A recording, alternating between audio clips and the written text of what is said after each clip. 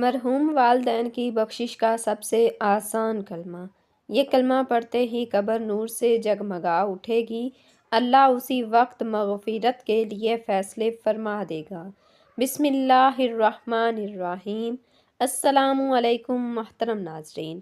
ماں باپ دنیا کی ایسی نعمت ہیں جن کے بغیر زندگی کا ہر رنگ بے رنگ اور ہر خوشی بے خوشی معنی لگتی ہے۔ ماں باپ کی ممتا وہ واحد احساس ہے جو بغیر کسی مفاد کے صرف دینا چاہتی ہے، اور باپ کا سایہ وہ حفاظت ہے جو اولاد پر آنے والی ہر آفت اپنے سر لے لیتا ہے۔ ہم میں سے ہر ایک نے اپنی زندگی کے کسی نہ کسی موڑ پر ماں باپ کی دعاؤں کے اثرات محسوس کیے ہوں گے۔ ان کے چہرے کی مسکراہٹ، ان کے سجدوں کی نمی اور ان کی دعاؤں کی تاثیر ہمارے نصیبوں کو بدل دیتی ہے۔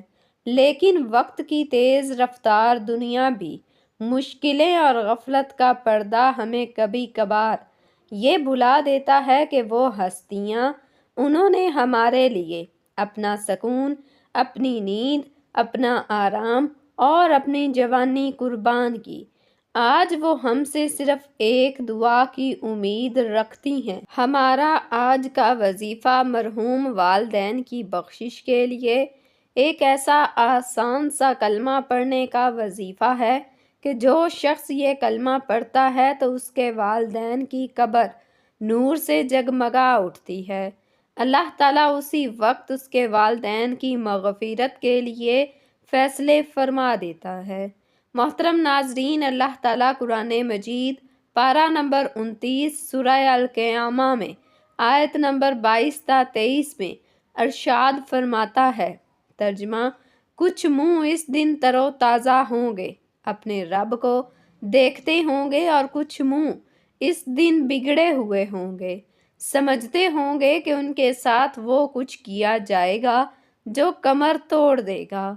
ہاں، جب جان گلے تک پہنچ جائے گی اور کہیں گے کہ ہے کوئی جو جھاڑ پھونک کرے، اور وہ سمجھ لے گا کہ یہ جدائی کی گھڑی ہے، اور پنڈلی سے پنڈلی لیٹ جائے گی۔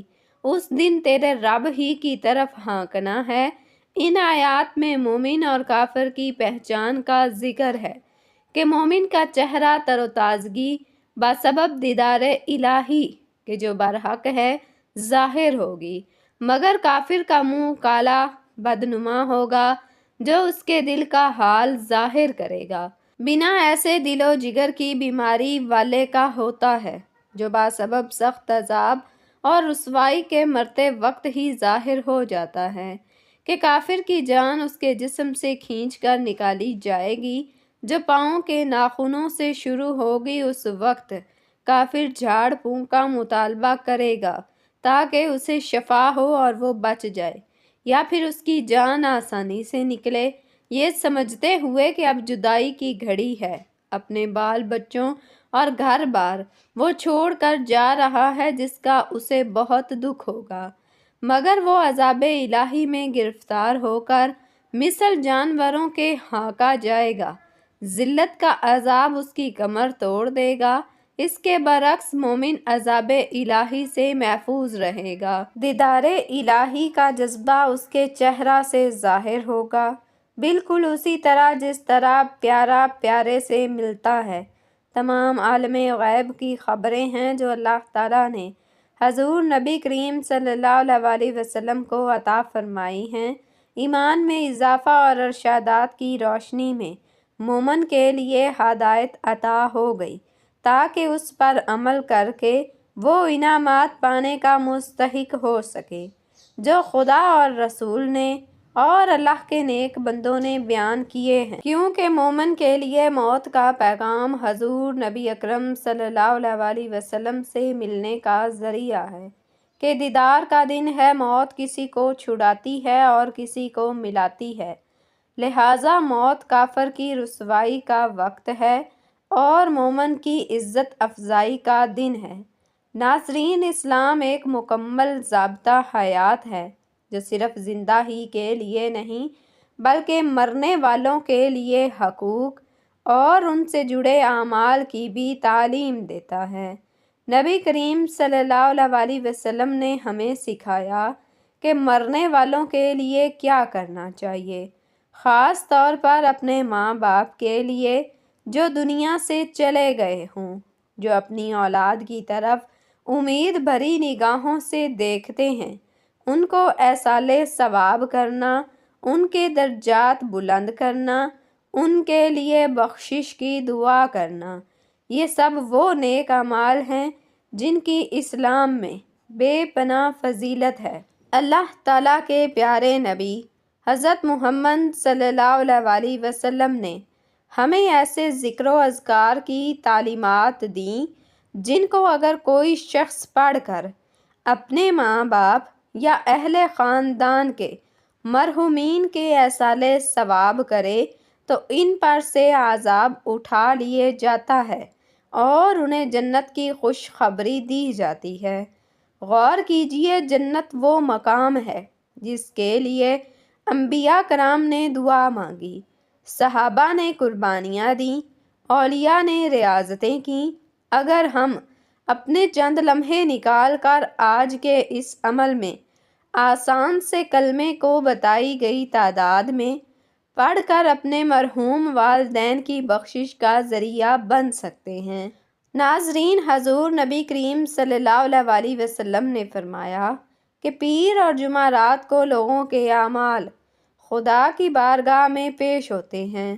جمعہ کو ماں باپ پر ان کی اولاد کے اعمال پیش ہوتے ہیں۔ جب اہل قبور کو ان کے رشتہ داروں کے نیک اعمال کی اطلاع ملتی ہے تو ان کے چہرے خوشی سے کھل اٹھتے ہیں۔ اس لیے اے بندگان خدا، اپنے بد اعمال سے اپنے رشتہ داروں کو قبر میں ایذا نہ دو۔ کفار کا کیا حال ہے کہ وہ تو خود عذاب میں مبتلا ہوتے ہیں، انہیں دوسروں کی کیا فکر۔ اللہ کی اطاعت میں زندگی کا مقام۔ طبرانی نے حضرت عبادہ بن صامت رضی اللہ تعالیٰ عنہ سے روایت کیا ہے کہ حضور نبی کریم صلی اللہ علیہ وسلم نے فرمایا کہ کیا میں تمہیں سب سے بہتر آدمی کی خبر نہ دوں؟ اس پر صحابہ کرام نے عرض کیا کہ فرمائیے۔ حضور نبی کریم صلی اللہ علیہ وسلم نے فرمایا کہ تم میں اسلام کی حالت میں جس کی عمر زیادہ ہو اور اس نے کام اچھے کیے ہوں۔ احمد، ترمذی اور ابن ماجہ نے حضرت انس رضی اللہ تعالیٰ عنہ سے روایت کیا ہے کہ حضور نبی کریم صلی اللہ علیہ وسلم ایک نوجوان کے پاس نزاع کے وقت تشریف لے گئے اور اس سے دریافت کیا کہ کیا حال ہے۔ اس نے بتایا کہ اللہ تعالیٰ سے ثواب کا امیدوار ہوں، میں اپنے گناہوں سے ڈرتا ہوں۔ اس پر حضور نبی کریم صلی اللہ علیہ وآلہ وسلم نے فرمایا، یہ دونوں چیزیں جس شخص کے دل میں جمع ہوں گی اللہ تعالیٰ اس کی امید بھر لائے گا اور اسے ڈر سے محفوظ رکھے گا۔ حضرت ابن مبارک نے حضرت ابن عباس رضی اللہ تعالیٰ عنہ سے روایت کیا ہے کہ جب تم کسی شخص کو نزاع میں دیکھو تو اسے تلقین کرو کہ اپنے رب سے ثواب اور نجات کے لیے اچھا گمان رکھتے ہوئے ملے، اور جب کہ زندہ کو ملو تو اسے عذاب الہی سے ڈراؤ۔ حضرت ابن ابی شیبہ نے حضرت ابن مسعود رضی اللہ تعالیٰ عنہ سے روایت کیا ہے کہ رسول اللہ صلی اللہ علیہ وسلم نے فرمایا کہ قسم ہے اس وحدہ لا شریک کی کہ بندہ اللہ سے جو اچھا گمان کرے خدا اسے پورا کرتا ہے۔ امام احمد اور طبرانی نے حضرت معاذ بن جبل رضی اللہ تعالیٰ عنہ سے روایت کیا ہے کہ رسول خدا صلی اللہ علیہ وسلم نے کہا کہ اگر چاہو تو میں تم کو بتاؤں کہ اللہ تعالیٰ قیامت میں سب سے پہلے مومنوں سے کیا کہے گا اور مومن اس کا کیا جواب دیں گے۔ ہم نے عرض کیا یا رسول اللہ صلی اللہ علیہ وسلم فرمائیے۔ آپ نے فرمایا کہ اللہ تعالیٰ فرمائے گا کیا تم میری ملاقات کو پسند کرتے ہو؟ تو جواب دیں گے ہاں۔ تو پوچھے گا کیوں؟ وہ عرض کریں گے کہ ہم نے تیرے انصاف اور مغفرت کی امید پر ملاقات کو پسند کیا۔ اس پر اللہ تعالیٰ فرمائے گا تب میری مغفرت تمہارے لیے واجب ہو گئی۔ امام قرطبی نے روایت کیا ہے کہ نبی کریم صلی اللہ علیہ وسلم نے ملک الموت سے سوال کیا کہ کیا آپ کے پاس کوئی قاصد ہیں جن کو آپ نے آنے سے پہلے روانہ کر کے لوگوں کو بتا دیا ہو تاکہ لوگ ڈر جائیں؟ ملک الموت نے کہا کہ باخدا میرے لیے بہت سے قاصد ہیں، مثلاً علامات بڑھاپائے، مرض، کانوں اور آنکھوں کا متغیر ہو جانا، تاکہ لوگ نصیحت پکڑیں۔ جب وہ نصیحت نہیں پکڑتے تو میں ندا کرتا ہوں کہ یکے بعد دیگرے میرے قاصد تمہارے پاس آئے تھے، اب میں خود آ رہا ہوں کہ میرے بعد اب کوئی قاصد نہ آئے گا۔ حضرت ابو ذر غفاری رضی اللہ تعالیٰ عنہ سے مروی ہے کہ انہوں نے کہا کہ رسول اللہ صلی اللہ علیہ وسلم کا ارشاد ہے کہ قبروں کی زیارت کرو تاکہ آخرت یاد آئے اور مردہ کو نہلاؤ، کہ فانی جسم کو چھونا بہت نصیحت ہے، اور جنازہ کی نماز پڑھو تاکہ تم کو غمگین کرے، کیونکہ غمگین اللہ کے سایہ میں ہوتا ہے اور نیکی کا کام کرتا ہے۔ ابن عساکر نے ابن محبشون سے روایت کی ہے کہ انہوں نے کہا کہ میرے باپ محبشون کا انتقال ہو گیا تو ہم نے ان کو تخت پر نہلانے کے لیے رکھا۔ جب غسل دینے کے لیے داخل ہوا تو اس نے دیکھا کہ ان کی ایک رگ حرکت کر رہی ہے جو ان کے قدم کے نچلے حصہ کی تھی، تو ہم نے ان کو دفن نہ کیا۔ 3 دن کے بعد وہ اٹھ کر بیٹھ گئے اور کہا کہ ستو لاؤ۔ ہم نے ستو پیش کیا اور انہوں نے ستو پی لیا۔ ہم نے کہا کہ تمہارے ساتھ کیا ہوا، اس کی خبر ہمیں بھی دو۔ انہوں نے کہا کہ میری روح کو ایک فرشتہ لے کر آسمان دنیا میں پہنچا، اس نے دروازہ کھلوایا، دروازہ کھلا، اس طرح وہ 7ویں آسمان پر لے گئے۔ جب آسمان پر پہنچے تو فرشتے سے دریافت کیا گیا کہ تمہارے ساتھ کون ہے؟ اس پر انہوں نے کہا کہ ابھی تو اس کا وقت نہیں ہوا ہے، ابھی اس کی عمر اتنی باقی ہے۔ پھر میں نیچے آیا تو حضور نبی کریم صلی اللہ علیہ وسلم اور ان کے امراء حضرت ابو بکر صدیق اور حضرت عمر فاروق رضی اللہ تعالیٰ عنہم کو دائیں بائیں پایا اور حضرت عمر بن عبدالعزیز کو ان کے سامنے پایا۔ میں نے اپنے ساتھ والے فرشتے سے دریافت کیا کہ یہ کون ہیں؟ اس نے جواب میں کہا کہ ان کو پہچانتے نہیں؟ میں نے کہا کہ اپنے علم کو پختہ کرنا چاہتا ہوں۔ اس نے جواب دیا کہ یہ عمر بن عبدالعزیز ہیں۔ میں نے کہا کہ یہ حضور نبی کریم صلی اللہ علیہ وسلم سے بہت زیادہ قریب ہیں۔ اس نے جواب دیا کہ کیوں نہ ہوں، انہوں نے ظلم اور جبر کے زمانہ میں حق و انصاف پر عمل کیا ہے، اور حضرت ابو بکر صدیق رضی اللہ تعالیٰ عنہ اور حضرت عمر فاروق رضی اللہ تعالیٰ عنہ نے حق کے زمانہ میں حق عمل کیا۔ ابن مندہ نے کتاب الارواح میں بسنت مجاہد سے روایت کی ہے کہ حضور صلی اللہ علیہ وسلم نے فرمایا کہ جب مومن کی موت کا وقت ہوتا ہے تو ایک فرشتہ اچھی صورت میں خوشبودار مہک کے ساتھ آتا ہے، وہ روح قبض کرنے کے بعد بیٹھ جاتا ہے، اس کے ساتھ 2 فرشتے ہوتے ہیں، وہ جنت کی خوشبو اور کفن لاتے ہیں اور اس سے دور بیٹھ جاتے ہیں۔ جب ملک الموت روح نکالتا ہے تو دونوں فرشتے اس سے روح لے لیتے ہیں، جنت کی خوشبو لا کر کفن میں رکھ کر جنت کی طرف لے جاتے ہیں۔ آسمان کے دروازے اس کے لیے کھول دیے جاتے ہیں اور آسمان کے فرشتے اس کو دیکھ کر خوش آمدید کہتے ہیں۔ وہ اس کا اچھا نام لے کر پوچھتے ہیں کہ کس کی روح ہے، اور ان کو بتایا جاتا ہے کہ فلاں بن فلاں کی روح ہے۔ وہ جس آسمان پر پہنچتا ہے اس کی عزت افزائی ہوتی ہے، مقربین فرشتے ساتھ ہو کر عرش الہی کے نیچے اسے رکھ دیتے ہیں، اس کے اعمال علیون سے نکالے جاتے ہیں، اور خدا تعالی ان فرشتوں کو گواہ بنا کر اعلان کرتا ہے کہ اس عمل والے کی مغفرت فرما دی جائے اور اس کی کتاب کو مہر لگا کر علیون میں رکھ دیا جاتا ہے۔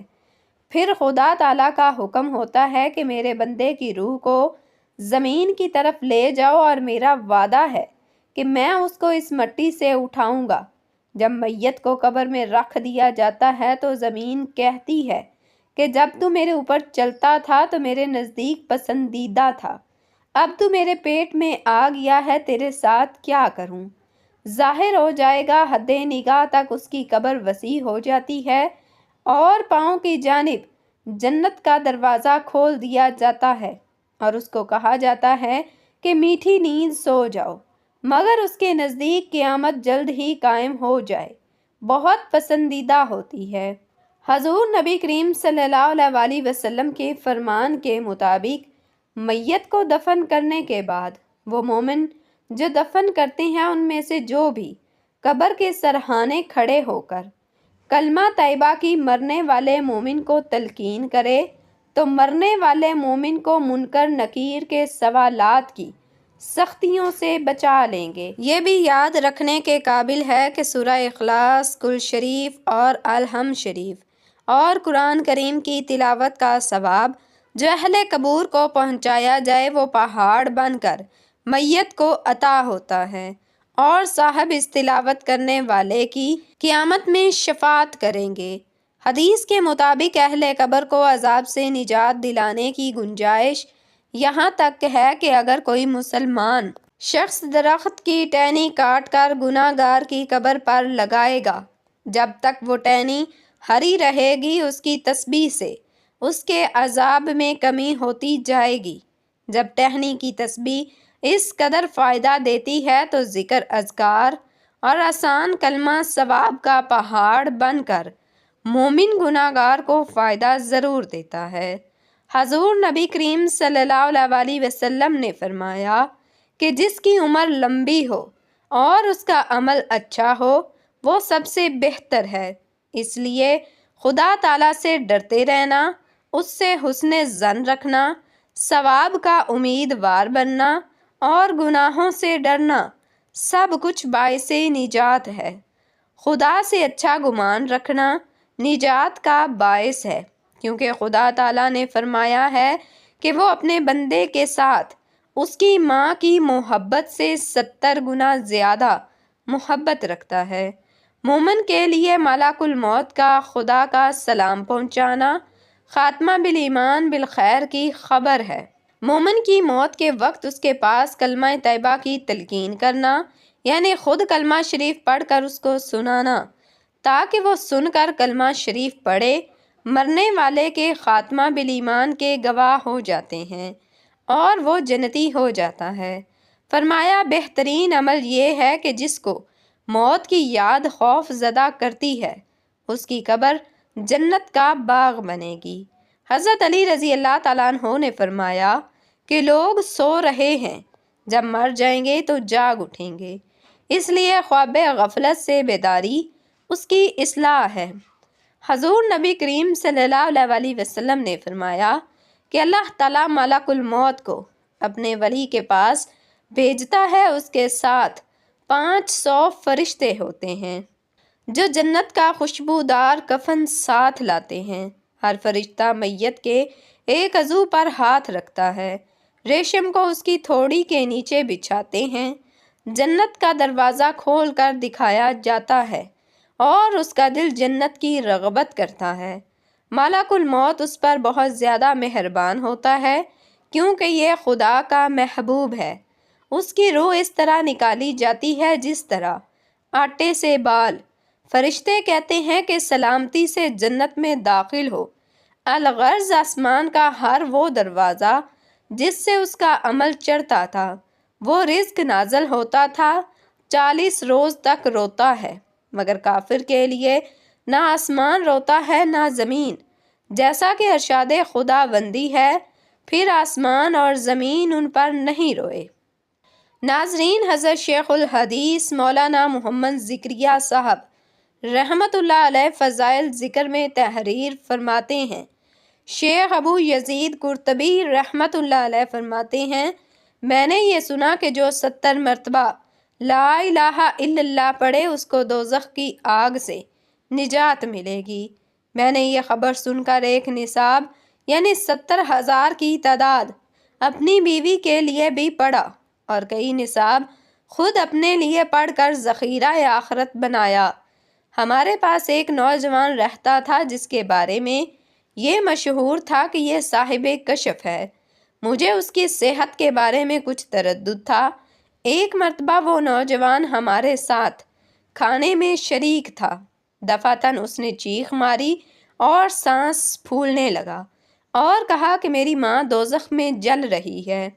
اس کی حالت مجھے نظر آئی۔ قرطبی رحمۃ اللہ علیہ فرماتے ہیں کہ میں نے اس کی گھبراہٹ دیکھ رہا تھا۔ مجھے خیال آیا کہ یہ نصاب اس کی ماں کو بخش دوں جس سے اس کی سچائی کا مجھے بھی تجربہ ہو جائے گا۔ چنانچہ میں نے ایک نصاب ان نصابوں میں سے جو اپنے لیے پڑھے تھے ان کی ماں کو بخش دیا۔ میں نے اپنے دل میں چپکے سے ہی بخشا تھا اور میرے اس پڑھنے کی خبر بھی اللہ کے سوا کسی کو نہ تھی، مگر وہ نوجوان فوراً کہنے لگا کہ چچا میری ماں دوزخ کے عذاب سے ہٹا دی گئی۔ قرطبی رحمۃ اللہ علیہ فرماتے ہیں کہ مجھے اس قصے سے 2 فائدے ہوئے۔ ایک تو اس برکت کا جو 70,000 کی مقدار پر میں نے سنی تھی، اس کا تجربہ ہوا، اور دوسرے اس نوجوان کی سچائی کا یقین ہو گیا۔ تو ناظرین محترم، وقت کی نزاکت کو مد نظر رکھتے ہوئے چلتے ہیں عمل کی جانب اور آپ کو بتاتے ہیں وہ آسان سا کلمہ کہ جس کے پڑھنے سے مرحوم والدین کی بخشش ہو جاتی ہے۔ اللہ تعالیٰ اسی وقت مغفرت کے فیصلے فرما دیتا ہے اور ان کی قبروں کو نور سے منور کر دیتا ہے۔ ان کی قبریں نور سے جگمگا اٹھتی ہیں۔ تو آپ نے اس عمل کو کسی بھی وقت کر لینا ہے۔ اگر آپ کسی نماز کے بعد پڑھنا چاہیں تو نماز فجر کے بعد یہ عمل کرنا بہت افضل ہے، لیکن آپ اس کو کسی بھی وقت کر سکتے ہیں۔ اس عمل کو کرنے کے لیے سب سے پہلے آپ نے حضور پاک صلی اللہ علیہ وسلم کی ذات اقدس پر درود پاک کا نذرانہ پیش کرنا ہے۔ ثواب کے لیے ایک مرتبہ میرے ساتھ بھی درود پاک پڑھ لیں۔ اللہم صلی علی محمد وعلی آل محمد کما صلیت علی ابراہیم وعلی آل ابراہیم انکا حمید مجید۔ اللہم بارک علی محمد وعلی آل محمد کما بارکت علی ابراہیم وعلی آل ابراہیم انکا حمید مجید۔ درود پاک پڑھنے کے بعد آپ نے 7 مرتبہ یہ کلمہ یعنی لا الہ الا اللہ العلیم الکریم، یعنی اللہ کے سوا کوئی معبود نہیں، وہی خوب جاننے والا اور نہایت کرم والا ہے۔ 7 مرتبہ یہ کلمہ پڑھنے کے بعد پھر 3 مرتبہ بسم اللہ الرحمن الرحیم الحمد للہ رب العالمین الرحمن الرحیم مالک یوم الدین ایاک نعبد و ایاک نستعین اہدنا الصراط المستقیم صراط الذین انعمت علیہم غیر المغضوب علیہم ولا الضالین۔ اور 7 مرتبہ تبارک الذی بیدہ الملک یحیی و یمیت وہو علی کل شیء قدیر، یعنی بہت بابرکت ہے وہ ذات جس کے ہاتھ میں بادشاہی ہے، وہی زندگی دیتا ہے اور موت دیتا ہے، اور وہ ہر چیز پر قادر ہے۔ اور پھر آخر میں آپ نے 71 مرتبہ یہ آسان سا کلمہ پڑھ لینا ہے، لا الہ الا اللہ محمد الرسول اللہ، اللہ کے سوا کوئی معبود نہیں، محمد صلی اللہ علیہ وسلم اللہ کے رسول ہیں، پڑھ لینا ہے اور اس کے آخر میں دوبارہ درود پاک پڑھ لینا ہے۔ یہ عمل کرنے سے والدین کی بخشش ہو جاتی ہے، ان کی قبریں نور سے جگمگا اٹھتی ہیں اور اللہ تعالیٰ اسی وقت مغفرت کے فیصلے فرما دیتا ہے۔ اللہ تعالیٰ سے دعا ہے کہ ہم سب مسلمانوں کا خاتمہ بالخیر فرمائے اور مرتے وقت کلمہ طیبہ پڑھنے کی توفیق عطا فرمائے۔ لا الہ الا اللہ محمد الرسول اللہ پڑھنے کی توفیق عطا فرمائے، آمین یا رب العالمین۔ دعا ہے کہ اللہ تعالیٰ میرا سنانا اور آپ کا سننا اپنی پاک بارگاہ میں قبول و منظور فرمائے، آمین۔ ناظرین، گزارش ہے کہ اللہ تعالیٰ کے 99 ناموں میں سے کوئی ایک نام لکھ کر کمنٹس میں ضرور شیئر کریں۔ اللہ تعالیٰ ہم سب کا حامی و ناصر ہو، آمین۔ جزاکم اللہ خیرا کثیرا۔ السلام علیکم ورحمۃ اللہ وبرکاتہ۔